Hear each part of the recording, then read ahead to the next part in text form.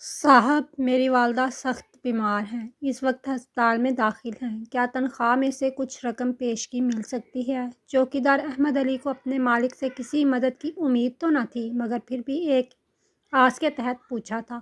اوف، تم لوگوں کے ہر روز کے مسائل نے بڑا تنگ کیا ہوا ہے۔ ابھی 2 دن پہلے مالی نے پیشگی تنخواہ مانگی ہے۔ تم لوگ جو کام کرتے ہو اس کی تنخواہ ہر ماہ باقاعدگی سے وقت پر تم کو مل جاتی ہے، بس اس سے زیادہ مجھ سے کوئی امید نہ رکھو۔ چوہدری کرامت خان کی کنجوسی بے رحم طبیعت سے کون واقف نہ تھا۔ وہ اپنے گھر اور خاندان کے لیے تو لاکھوں لوٹا دیتے تھے، مگر کسی فقیر، کسی ضرورت مند کو 1 روپیہ نہ دیتے تھے، الٹا اس کی بے عزتی کرتے اور ان کی مجبوریوں کو جھوٹ قرار دیتے تھے۔ احمد علی بوجھل دل سے واپس گیٹ پر اپنی ڈیوٹی دینے آیا تو مالی باغ کی صفائی کر رہا تھا۔ اسے دیکھ کر اس کے پاس آیا۔ کیا ہوا؟ نہیں دیے نا مالک نے تم کو بھی پیسے؟ نہیں بھائی، بہت ضرورت تھی، پتہ نہیں اب کیا ہوگا، اماں اسپتال میں ہیں اور مجھے بھی سخت ضرورت تھی، بیٹے کی اسکول کی فیس دینی تھی اور مکان کی چھت گر گئی تھی، فوری مرمت کرنی تھی۔ پھر کیا ہوا؟ احمد نے پوچھا۔ کچھ نہیں ہوا، بچے کو اسکول سے نکال دیا گیا۔ اوہ! احمد کا دل مزید دکھ گیا۔ ہم غریب مجبور لوگ کیا کر سکتے ہیں؟ وہ مایوسی سے بولا۔ چوری؟ مالی نے فیصلہ کن انداز میں آہستگی سے کہا۔ چوری؟ احمد چونکا۔ ہاں چوری۔ میں نے فیصلہ کر لیا ہے، باقی تمہاری مرضی ہے، ساتھ دو یا نہ دو۔ کل صبح کرامت خان اپنے گھر والوں کے ساتھ 2 دن کے لیے دوسرے شہر جا رہا ہے۔ پھر؟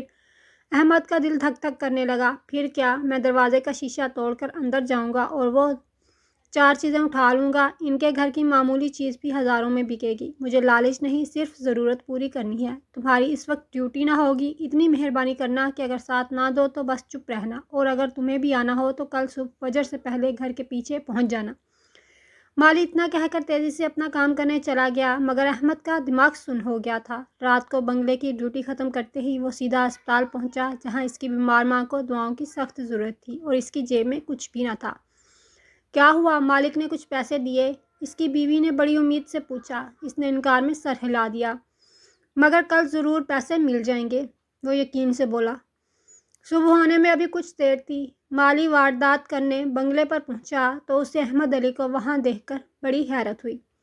ارے تم تو بہت ایماندار اور وفادار انسان ہو، مجھے اندازہ نہیں تھا کہ تم آ جاؤ گے، بس مجبوری اور ضرورت ہی وفاداری کا امتحان ہوتی ہے، وہ دکھ سے بولا۔ اچھا یہ بتاؤ کرنا کیا ہے؟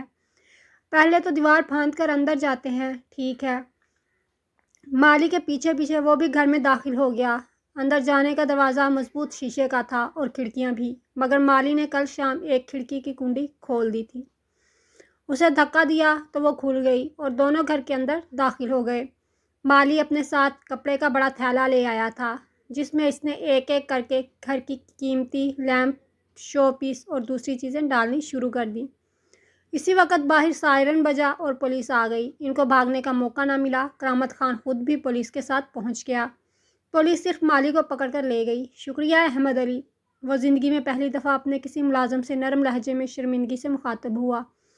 تم نے نہ صرف وفاداری نبھائی بلکہ مجھے ہمیشہ کے لیے اپنا احسان مند بنا لیا ہے۔ کرامت خان نے ایک بھاری رقم اس کے حوالے کی۔ یہ لو، یہ تمہاری وفاداری کا انعام بھی ہے اور تمہارا حق بھی۔ انہوں نے کچھ اور رقم اس کے حوالے کی۔ یہ مالی کے گھر والوں کو دے دینا، وہ غریب اور ضرورت مند ہے، میری ہی غلطی تھی کہ مانگنے پر اس کی مدد نہ کی، مگر بہرحال ضرورت میں بھی چوری کرنا تو جائز نہیں۔ تم یہ رقم آج ہی اس کے گھر پہنچا دو، اسے اس کی غلطی کا احساس دلانے کے لیے کچھ حوالات میں رکھنا ہے، پھر اسے چھوڑ دیا جائے گا۔ واقعی 2 دن بعد مالی آزاد ہو کر سیدھا کرامت خان کے گھر پہنچا اور ان سے معافی طلب کی۔ انہوں نے اسے معاف تو کر دیا، مگر دوبارہ کام پر نہ رکھا، کیونکہ وہ اب ان کے بھروسے کے قابل نہ رہا تھا۔